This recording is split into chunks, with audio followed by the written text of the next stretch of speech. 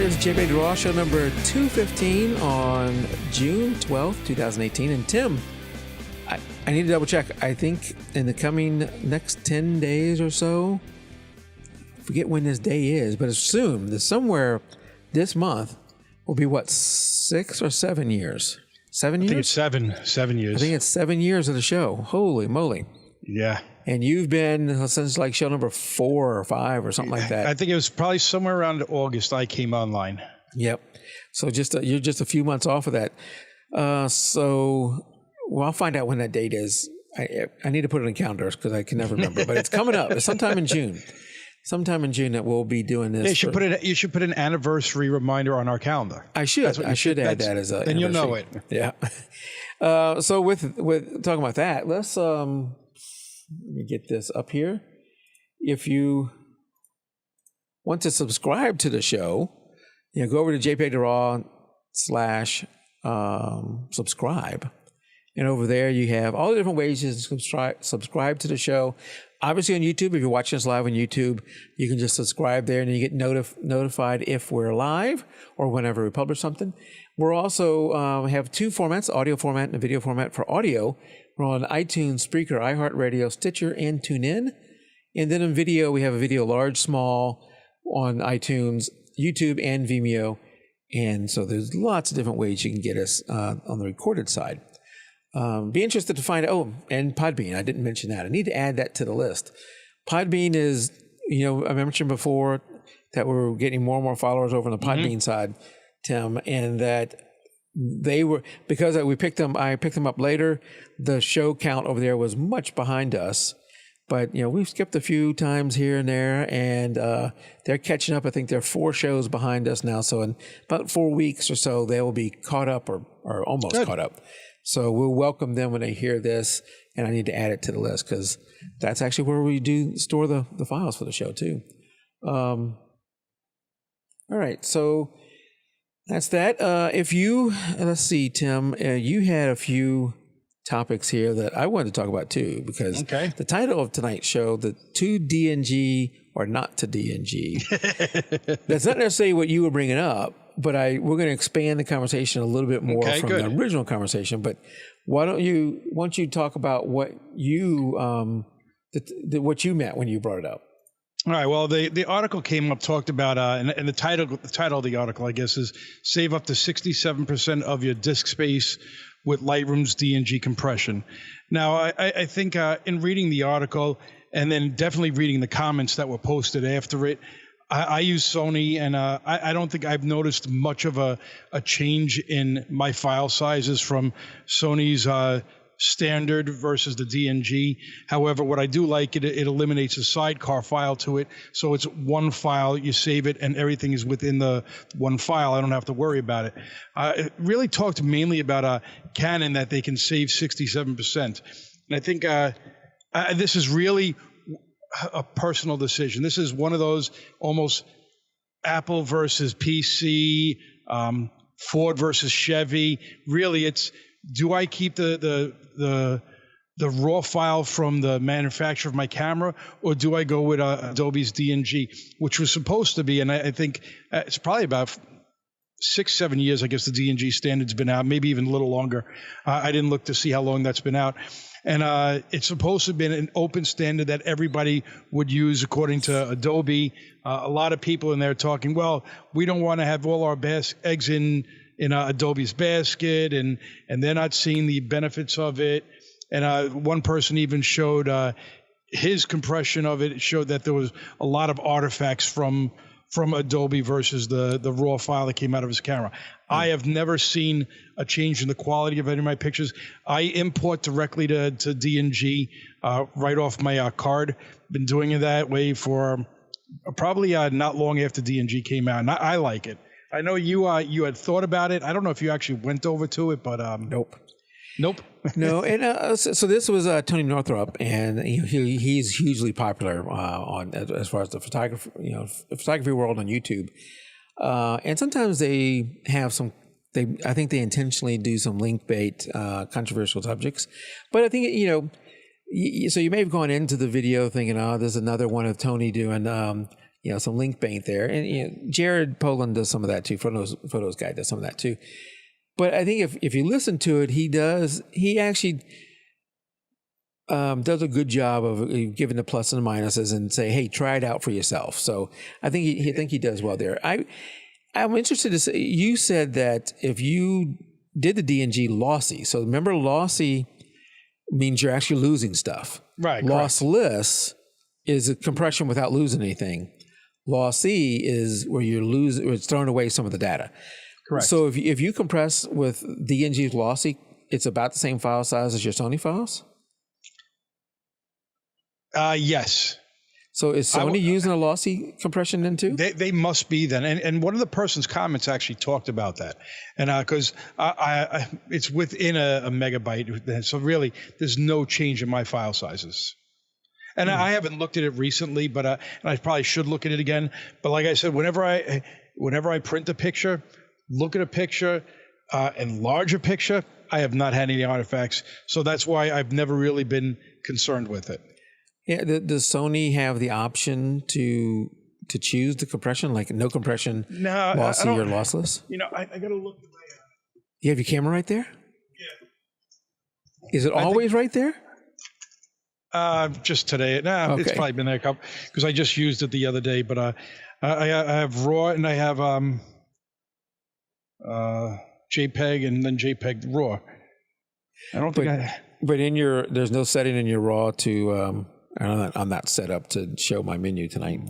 Of course you're not, because I didn't tell you. I didn't plan to be doing this, but I know on Nikons, I don't have Canon, so if anybody's out there on Canon, on Nikon, of course, you have the choice, and I'm using D500, but I've had this choice on many of my Nikon cameras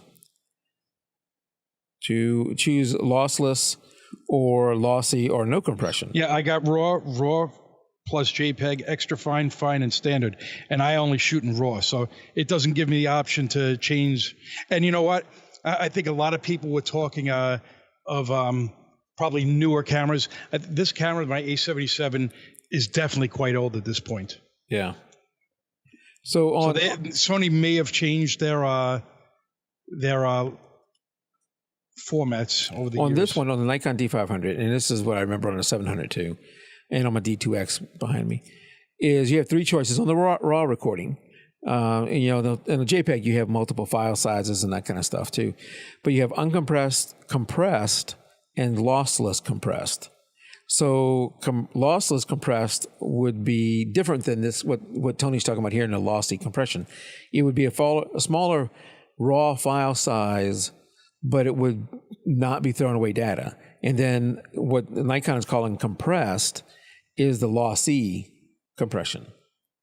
Okay. So for me, if I'm shooting raw, I don't want to use lossy compression. Right. No, you want everything.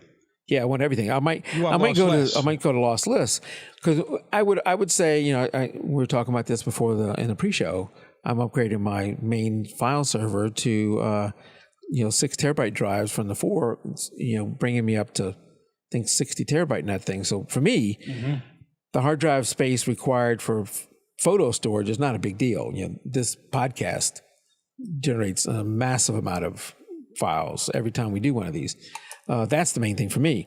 Where I would care about file size from my camera is maybe on the card itself. If you're out shooting a long event and you are, maybe you're worried that I don't have enough cards, or I'm shooting something where I'm going to be shooting thousands of images and I'm worried, I would then, instead of going uncompressed raw, I might go what did I just call that? On a Nikon. Lossless? Oh. On the lossless compressed. I might go there. I would not go to compressed on the Nikon, which is the lossy.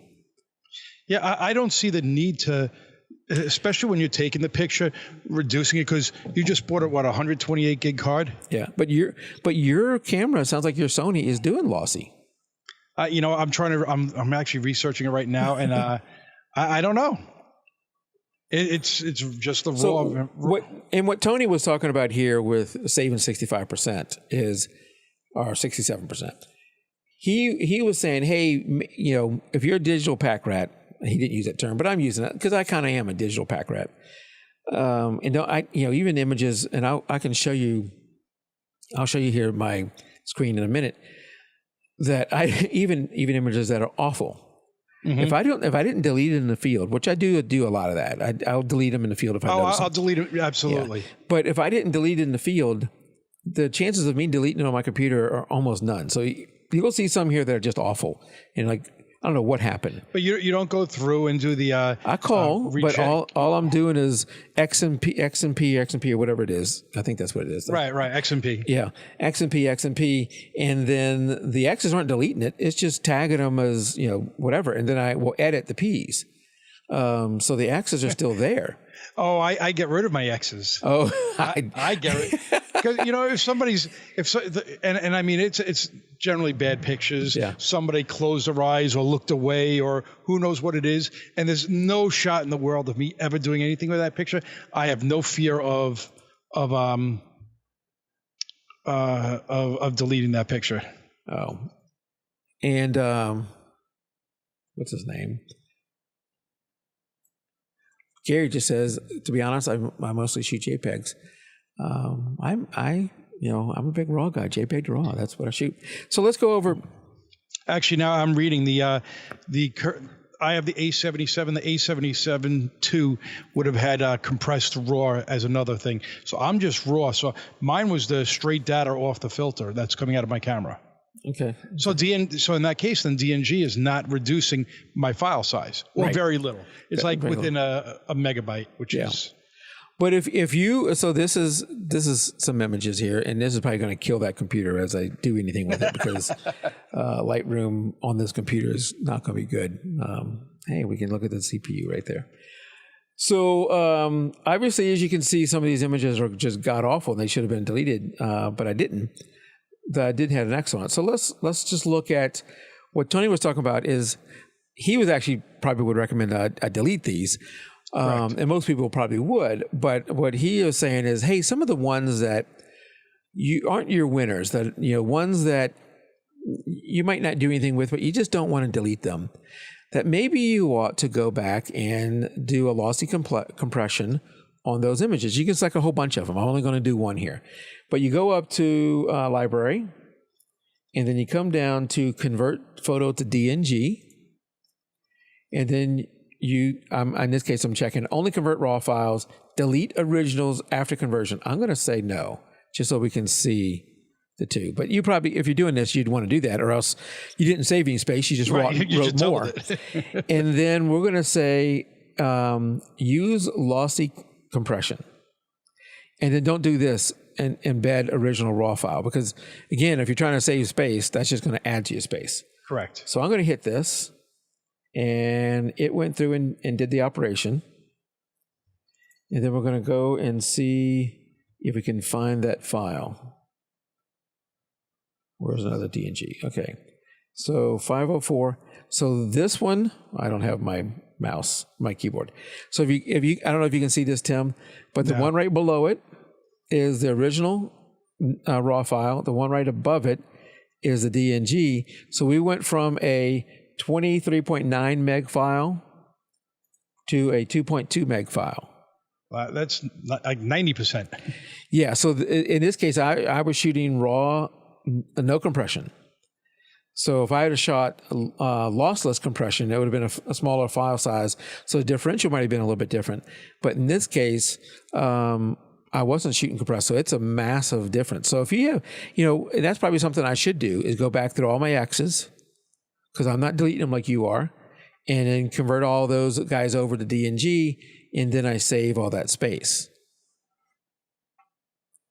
You can see on that one, and I'm doing a lot with this machine right now.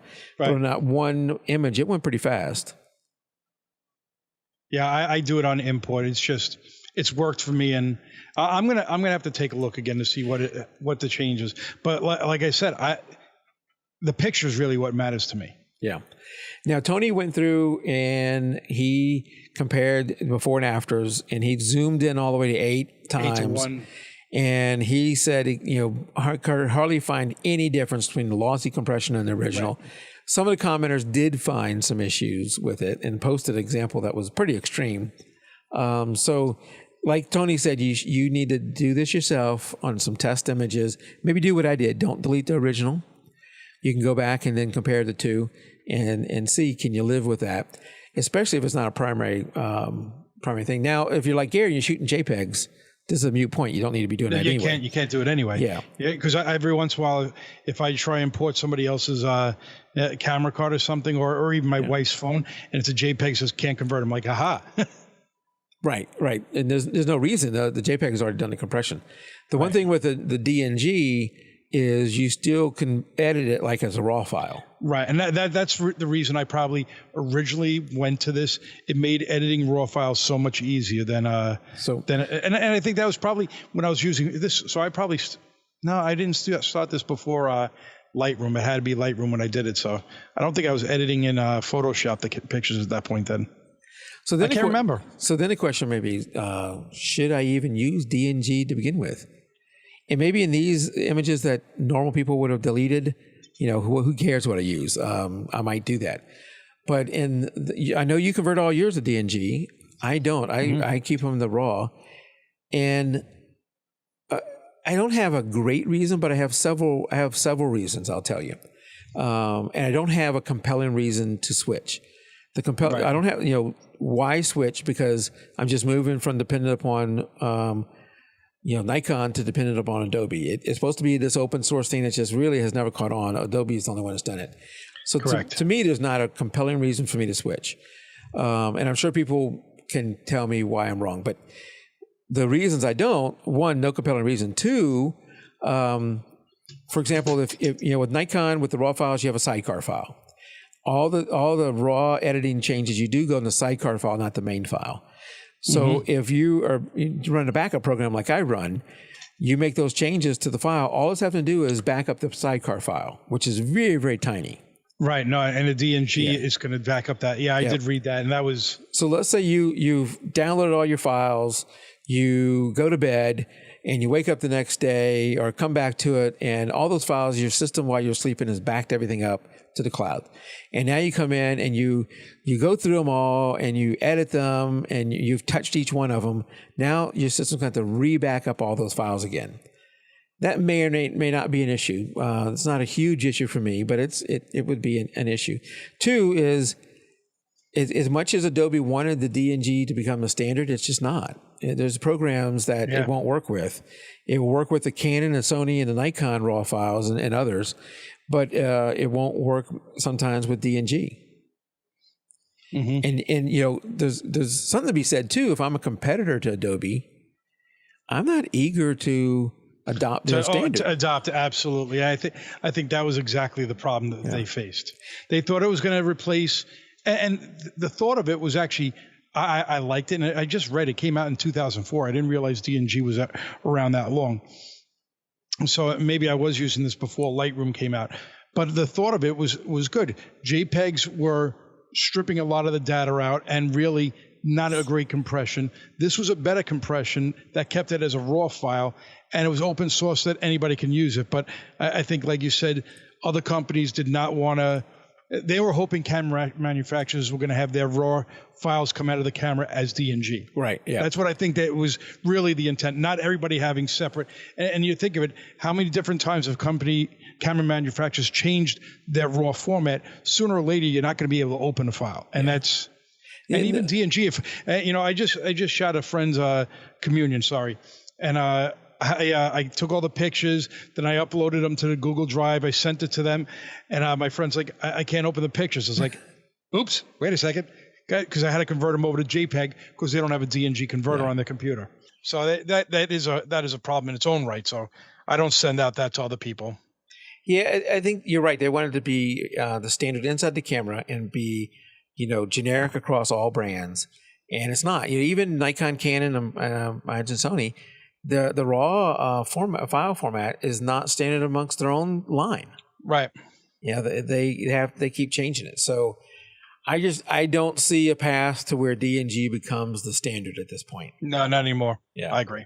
And sadly, you wonder if the day comes that Adobe, if it's not taking up much of the resources, they may just let it go forever. If it's something that don't say that. No. What I'm saying is, if it's not taking up much of the resources, they may just say, "Yeah, we'll keep it going." if they're taking up, have to keep updating it for new cameras and all that kind of stuff, and realize this just isn't going anywhere, they may just cut and run. Companies, you never know what they're going to do tomorrow. Mm-hmm. So never know. So at this point, I am not switching over to DNG, except for this is a use case that Tony brought up that may be one that I'm willing to give a try. You saw how much of a difference that was. Mm-hmm. I'm going to continue using it. So at this point, it doesn't pay for me to change. Well, let's talk about another subject you had that's controversial. Okay. Number two, the mirrorless cameras versus DSLR. Yeah. So what's that all about? And I don't know if did you read the comments also on this? I did not. Oh man. No. And it's the age-old question. I think really, like we've talked about in previously, and it mentions it in the video as well. It's going to be the new people versus the old people, and a lot of the comments in this came up with people to sell, and I know this goes for me. Now, granted, this is called an SLT. My Sony. It's a single lens translucent. I don't even have a mirror in this. No, I guess no. I don't have a mirror in this camera, but it's not the same as the new A7's line, which is the full frame. So I don't have the mirror bouncing the light off. I have a viewfinder inside that's an electronic viewfinder. But a lot of the people are questioning the quality that's coming out of these cameras versus the SLR cameras, and I have not seen that from, like I said, my camera. I'm more than pleased with mine comes out with. Well, but, you said a lot of people in the comments were saying that. In the comments, yeah, they really were negative, talking about a professional doesn't use this, and it goes, you don't look professional unless you have that big camera in your hand. You can't be taking it with that small camera. Well, hold your camera up. That's not a small camera. No, this is not a small. This is literally the size of a regular SLR. Yeah. The only difference is the prism on top isn't as high when you look at it compared to your camera. That's really where the I don't have my battery grip on right now, but yeah, yours is bigger than mine. When I don't have the battery grip on, that adds a lot of space to it. But I think that you're going to see less and less manufacturers going with an SLR versus a mirrorless camera in the future. And I think that's he didn't really get into that, but the comment section of this it just really went wild with people totally against it. And the one thing I agreed with the person, and it's the reason I didn't switch over.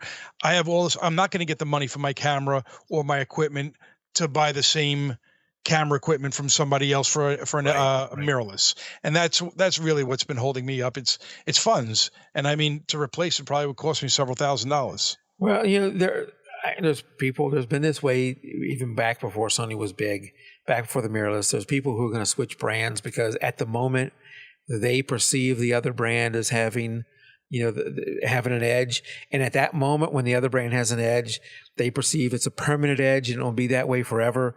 That's how I picked up some of my Nikon gear is, my 7200 was the guy who was a Nikon user. I've mentioned this before. Canon had better noise, noise performance at that time. So he sold all his gear and went over to Canon. And the thing was, that was a temporary thing. They're leapfrogging each other, and Nikon came back and was better. But in the meantime, I got several pieces of good Nikon gear at a really good price, and he did that. So I think some of the people who are making a jump over to Sony. Maybe premature, maybe you had reasons to leave. And also maybe if they didn't do that, Canon and Nikon won't be pressured as much to do the changes they need to do. But I don't have any problems with an SLR. I'm not going, daggum, I really wish this was a mirrorless camera. I'm one of the ones who doesn't mind the size of a DSLR. It's fine for me for what I do. I know people who want a smaller one, but this is fine for me. So I like the viewfinder of a DSLR. I have not used a modern mirrorless. The ones I use seem to have a slight lag, and it was like you weren't looking at reality; you were looking at a video of reality. Mm-hmm. You know what I mean? Well, that's what my camera is I think I looked at it was 2012 it came out. So my camera is 6 years old. I have no lag whatsoever with it. And what I really like is when I'm looking in there, it gives me the histogram in there. All the information that you would normally see on the back of Yeah. the LCD is inside my viewfinder.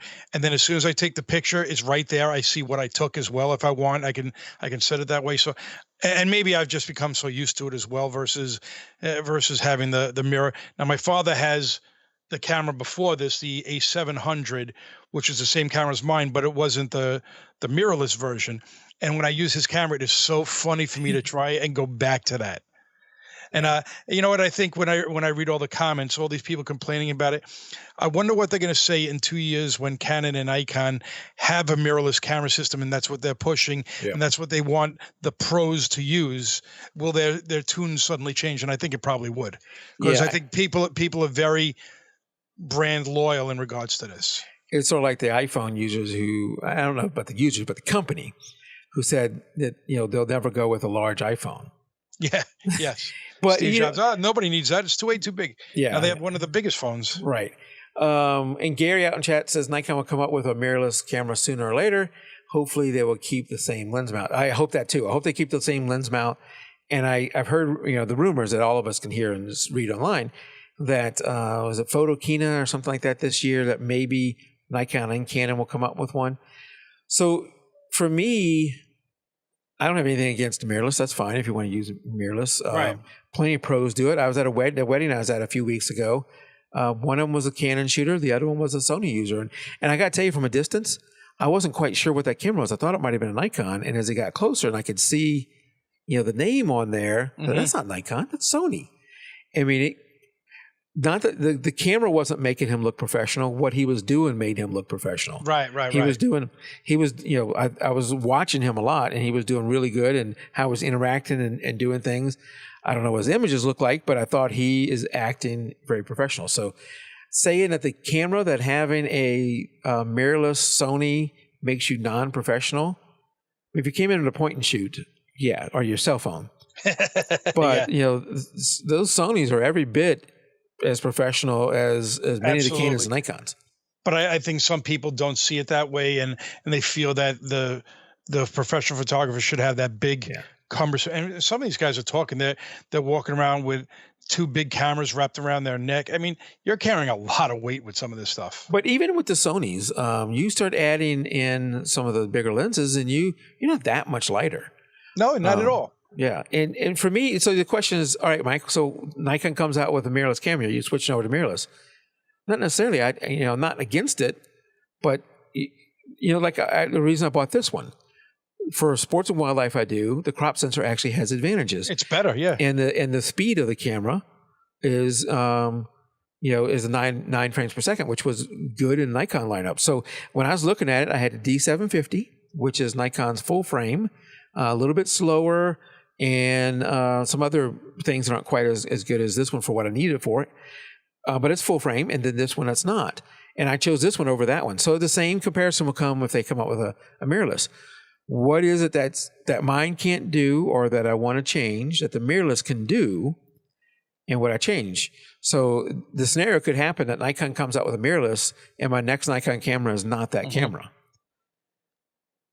For me, it's not, the mirrorless doesn't automatically, in and of itself, make the camera magical and have to have. Nope, absolutely. I mean, we talked several years ago about that. I can't remember what the name of that camera was that we were interviewing somebody, and it was like a really, really crappy camera, but it gave artistic effects. Yeah. So it's the person behind the lens that's the important thing. Yeah, so I didn't read all the comments, but my I don't have a strong opinion one way or the other. I think either one of them could be professional and just as good as the other one. And the mirrorless have come a long way. There used to be some of that lag I was talking about when I looked at them. There used to be the focus speed wasn't quite as fast, and some other issues with it. And the mirrorless has come a long way, mainly because of Sony. And now Nikon and Canon, I think if they didn't have Sony, who knows when they would come out with mirrorless? Maybe never. And and Gary says Fujifilm's camera are nice too. But if the Nikon and Canon did come out with a mirrorless, it wouldn't be as advanced as it's going to be because of Sony. Because if you're Nikon and Canon, you can't come out with, what was called a Gen 1 mirrorless. Sony's on whatever generation they are on their mirrorless. It's not Gen 1. Maybe it's Gen 3.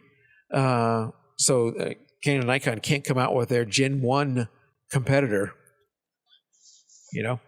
That's right. No, that we talked about that the last time. They will, if they do that, they're going to fall far behind. Yeah. But it's going to be, people see other people with Canons. They see them with, maybe not as so much with Nikons.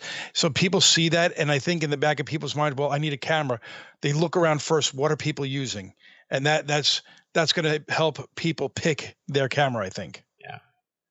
Because I don't think a lot of people know how to research for a camera. I mean, I always tell people, a guy at work is like, go to DP Review. You're looking for a specific camera, go there. They probably have a 20-page review of that camera. Absolutely. Yeah, they do. And then you can probably read a lot of comments about it too from people who liked it, people who didn't like it. Because it's hard to pick a camera just by going to B&H or something and saying, all right, which one do I want? Yeah. And I'm lucky I have B&H near me. I mean, not everybody has that either. I definitely don't. All right. Well, that's I don't know if your third one you wanted to talk about or not, but no, I don't have to. Okay. That's if we ever run out of something. Okay. So we have that's the main topics I wanted to talk about tonight, and we do have a couple of other topics, interesting topics here. Let's talk about this one up first, and this is a neat little trick to use your cell phone screen as part of your image. Did you see that, Tim? No, I didn't see that. And yeah, I'm not sure what I put it up there. Put it into the thing. I don't want to take my phone case off, but what they're saying is basically you take your phone and you would take your lens cap off, but I'm not. And you put it right up to your lens, and you're not wanting to get any of the bezel, so you'd have to take your case off if you're like me, and then you include this reflection from the phone, and you can move it around to get the reflection you want. You use that in the image, and you can see here that they got a little reflection.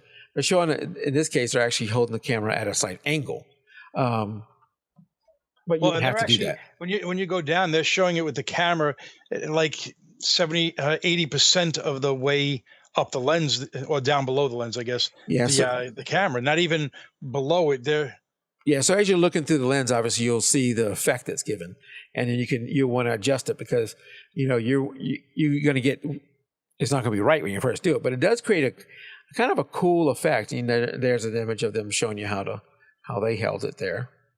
I like this. I'm going to try this. Yeah, it's worth a try. You're not going to do it for everything, but give it a try. Something cool that you may or may not have done before.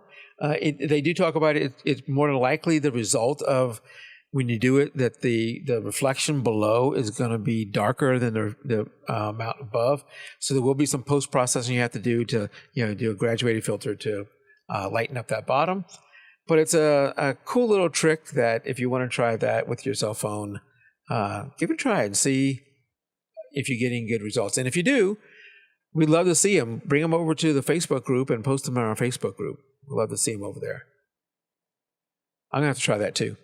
Yeah, I'm keeping this tab open. Yeah, and obviously they're in some interesting places, but you could do this in a lot of places. Anywhere a reflection looks good. Now something like this one where they got the pillars and everything, you got to be really careful you line things up when you take that shot. Mm-hmm. Because you don't want that stuff to be off. Wow. Yeah, no, yeah. And this is where it's good that you have digital over film. Yeah. All right, that's that one. And then I wish AD was out here. He may see this recording later because one of the things, and these next two kind of are going to feed off each other, but we're going to do the first one so that we can enjoy the second one a little bit more. If a lot of photographers are out there working hard, taking great photos, posting them online, and sometimes you get feedback, likes and this kind of stuff, and sometimes you don't. And you may or may not get as many He's there. You may not get as many likes as you wish. And you don't want that. You don't want the social liking or not liking of your photos to be the driver of what you do. That is, if your whole goal of photography is to have as many people check the little light thumbs up thing on your photos, then maybe you're doing the wrong thing. Right. Because along come the way, you're doing all this hard work and doing all these things, and then somebody posts a photo of their cat doing God knows what, and it gets 100 times more likes than what you get. You're just not going to be able to compete with your great photos day in and day out against that kid or guy or girl with their cat photos. Because whatever reason, people just like to like cat photos and puppy photos and all that kind of stuff. So don't make that the weather station or the channel 7 in the morning. It's always you're sending your cat photos or your dog photos. Like, really? So I don't have either or. How am I going to do that? So don't make that your driving thing. But if it is your driving thing, if taking better cat photos is what you wake up in the morning to do, then here's 5 tips on how to take better cat photos for you. And let's see, I forgot who's doing this, but this video from he's talking Cat Photography 101, and where's the photographer's name? Oh, good grief. Josh Finn. Josh Finn is the photographer. And this is going to be more for the beginner on how to take better cat photos. They're very beginner topics, and we're talking about cats. It could be dogs too. So we'll call this Photo 101 for the beginners and for AD who loves good cat photos. And the first one is decent shutter speed, because these guys, these cats and these dogs, whatever, are moving around quite a bit. So you want to get that shutter speed up to 1/1000th or something like that, or even higher. If you're shooting with a phone, you may need to get an app that will allow you to change that, but you want a good, fast shutter speed. So that's one. Number 2, to get into the light, to get to good shutter speed, you may need some decent light. So inside, get around a window, something like that. I'm not going to remember all 5 of these, but what Gary wrote. Yeah. First shoot it. Yes. Then you don't have to worry about it running. Yeah. I will tell you that I am not a hater of cats, but I'm not a lover of cats. I'm indifferent. I do love dogs. And that's a cute photo there, but that's a cute photo. So, decent light, because, like in those ones we just saw there, you want to be able to see some of the eyes and that kind of stuff. So get decent light. We're showing cats, but this can go for any creature. So that's number 2. Number 3, and he says it here, he's saying use a zoom or telephoto lens. And I think what he's talking about there is make sure they're the subject of your photo, that the subject isn't like the whole room and over there's my cat, that the cat is the subject of the photo. So that's 3. Number 4, and I'm going slow enough that you might even see it, but I think we're going to miss it. Number 4 is getting down to the level of the cat. Remember, you don't want to take a photo of the entire room with your cat somewhere in it. You don't want to also take all your photos shooting down at it, because you're much larger than the cat. Absolutely, just like kids. No different. Just like kids. This is like rule number 101 for photography. Is shoot at the cat level, or shoot at the subject level is a better way to talk about it. I think that's probably the number one tip I tell people when they're taking pictures. As a beginner, that is your number 1 tip. Shoot at the subject level for people. Then once you learn that, you can break the rules. As AD says, you learn the rules, then break the rules. So get down to the cat's level, to the dog's level, and shoot like that, and your images will improve dramatically. The number 5, and hey, the timing is working great here. Number 5. Capture the action. There's only so many photos we want to see of your cat sleeping. Yeah. So get the cat doing something. Get the cat doing some action. Get the dog doing some action. Not. We don't need to see 1,000 photos. I like the ones like staying on the windowsills, sitting on a curtain rod. That's what I like from a cat. Yeah, that, or like in this case, he's going through stuff. Then maybe he has some stuff for them to run through or something. Get some photos of the cat or dog doing some kind of action. And then watch, was it Josh? Is that his name here? What did I say? Yeah, watch Josh's video if you're really into wanting to know more about taking better cat photos. So that message was brought to you by A.D. Wheeler, who is a huge fan of all kind of cat photos. So the more cat photos, the better. And I'm just kidding. As he's out there listening. So that is the one. Now I want to talk about this next one. He's not going to be a feature photographer because I didn't do a ton of research on this person. But going from the cat photo that you could wake up and don't even have to roll out of bed. You can be in bed, just snap a photo with your phone, post it online on Instagram and get 100 likes and go, look at me. I just got 100 likes on my cat photo. To this guy, let's stop that. This guy, let's see if I can pronounce his name. Sergio Taperio. I know it. Sergio. First name, last name. Sergio Taperio. Yeah. Taperio. Okay. Taperio. And he is. So this is a shot that is, what do you say? 15 years in the making. And I know I've heard this from a lot of people. I've heard it from AD too, that you may be a great landscape photographer. You may be, whatever else, but you're long-term never going to be able to compete with the person who lives there.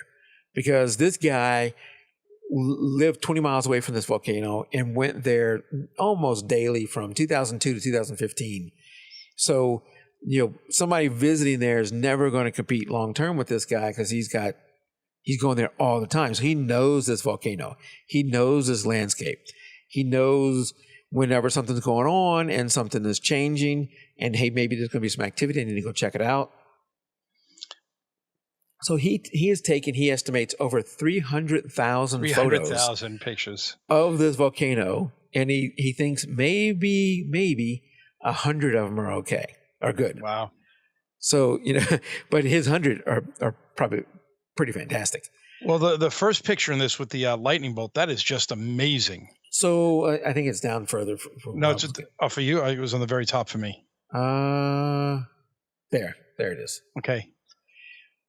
So so he had I think he noticed some changes in the volcano, and he went and set up, and he set his camera on 8-second exposures or 8-second time lapse or whatever, and so he was taking these images and getting these things, but he didn't just run up to the mountains and take these. He knew where he wanted to go.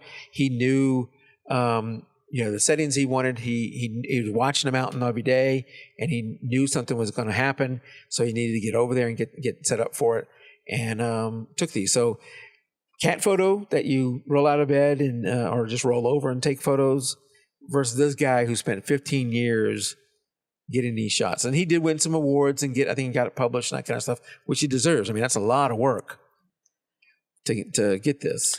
Wow, this photo was an 8-second exposure as well. Yeah. Wow. I said 8-second time lapse, so I think it's 8-second exposure. Yeah. That's about 11 o'clock at night. He set up camp. He realized it's going to happen. And he says he's obsessed about this volcano. Yeah, that 300,000 pictures. I think he's understanding of his obsession. Yeah, it's almost like he's got a whole closet full of Legos. Oh, I know my obsession too. Yes, you're right. But I think that's commendable that he has been this devoted to that and gone out there and taken these photos. Hopefully, he takes other things too, not just this one volcano. But I guess this is a series that we're seeing, and when you can see kind of the lightning starting in that top image, and then when it comes down and illuminates the whole scene there, which is just gorgeous. So good for him. So that's a little more dedication than the cat photos. Think, Tim? Yeah. Much better than cat photos. A little more dedication than the cat photos. A lot more. All right. 15 years, yeah. So where does he go? I guess the question is, after that photo, where does he go from here? You know what? He's got some. I don't know how he could say he's only got 100 great photos, because what were that?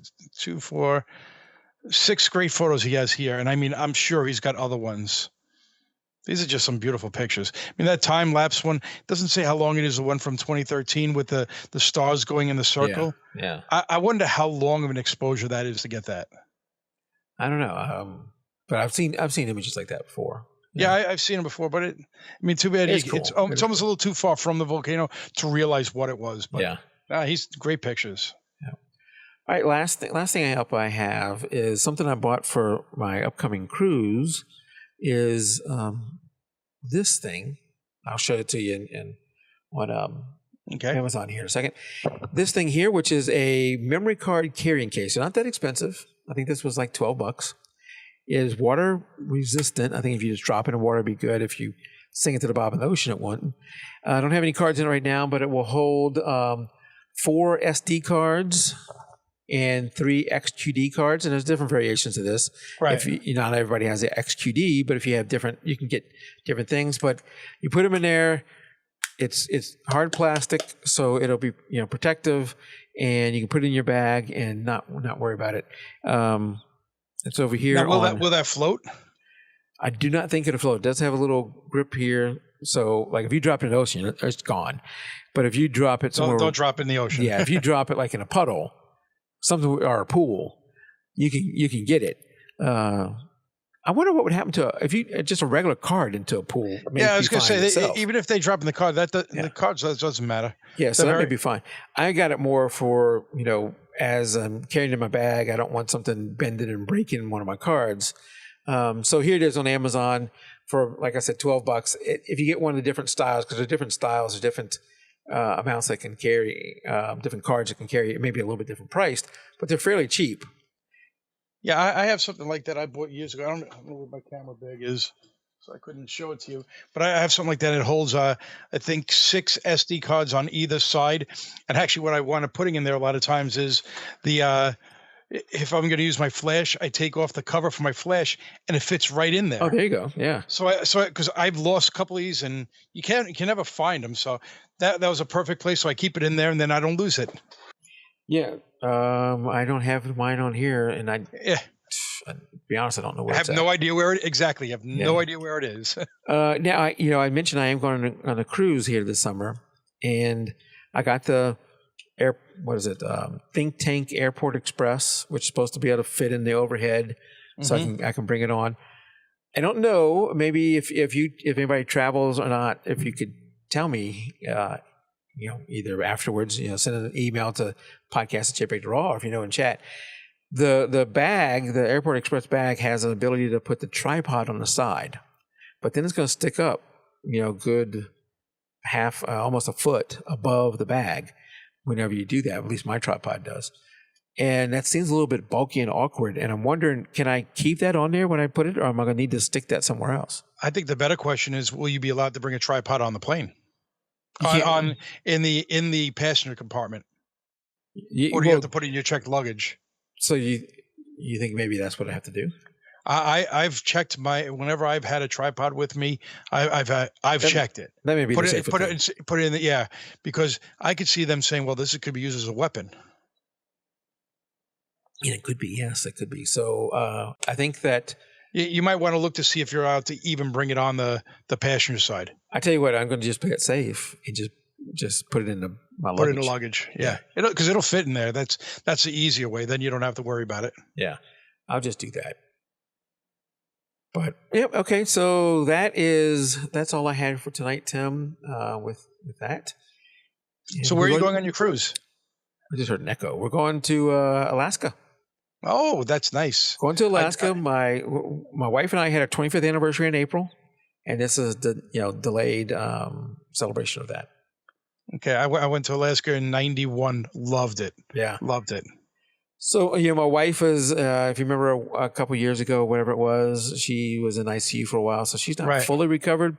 So a lot of the excursions I wouldn't mind doing while we were there, I don't think she could do.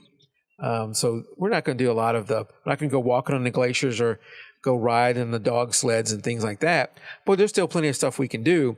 And I feel that on a 25th anniversary, it probably wouldn't be good for me to spend all the excursions by myself. Well, I remember one of the excursions we did, and I don't know where it was, but we took a helicopter tour to the Mendenhall Glacier, and you didn't do a lot of walking on the actual glacier, but that was phenomenal. Yeah. That was a once in a lifetime chance for me, at least. That's what I'm thinking at this point. Yeah. So, I don't know, since I'm not going to be able to get to all these, to some of the cool places you would be able to if you were able to walk to them and do that kind of stuff. I'm not sure I'm going to be able to get to all those things. I don't know what the opportunities to take, good photos are. And so I'm hoping that just from the ship or from when we do make landfall, that there's some opportunities there. Heck, whatever it is, I will, take photos at whatever. I'm bringing a camera. I got some really good bald eagle shots up there because you'll find them up in that area. Yeah, it was great. What are your ports of call? If you know, I do not remember. My wife did all this, but let's chat more about that in the post show. Yeah, so we'll do. So yes, if you want to catch the post show, the pre show, you really got to come live because that's cut out in the final edited version. So you have to come live, and I shot up I showed how to subscribe earlier in the beginning of the show. Also, what is it, June 12th? You still have more than half the month to enter this month's photo contest. And this month, like we've been doing for a few months now, this month the theme is open. So if you want to enter the photo contest, which we do one every month, you go over to JPEG to RAW, go to photo contest, go down to contest entry. So just go to jpegtoraw.com/contest, and then you can enter right from there. There's a link there where you can enter the regular group or the beginner group, whichever one you feel more comfortable with. Or there's links straight to the Facebook groups, which are the easiest way to enter. Just go in there and enter from the Facebook group. You have to the end of the month. And one thing that's been a little confusing that hopefully I've cleared up is in some months where we have a theme, and then in some months where we have open, and I'm going to confuse the two. One of them we allowed 2 images to be entered. I think when we had a theme, you could enter 2 images, and when it was open, you could enter 1 image. That got a little confusing on when can I do that, when can I not do it. So we're going to just say from now on, theme or not theme or open, either way, you can enter up to 2 images per contest per month. So starting with this one, with June, if you have, hey, I got 2 great images I want to enter, you can enter both of them. So just make sure you get it done before the end of June. And that's that. All right, so we're gonna head out into the post show. Thank you for coming, Kevin and Gary and Gina and AD and Jan. Thank you for coming, and Jan for giving me the do not record. Do not record. Do not record. Do not forget to record thing. Good gosh. It's time to head to post show. All right. Good night, everybody. We'll keep shooting. Keep it raw. Good night.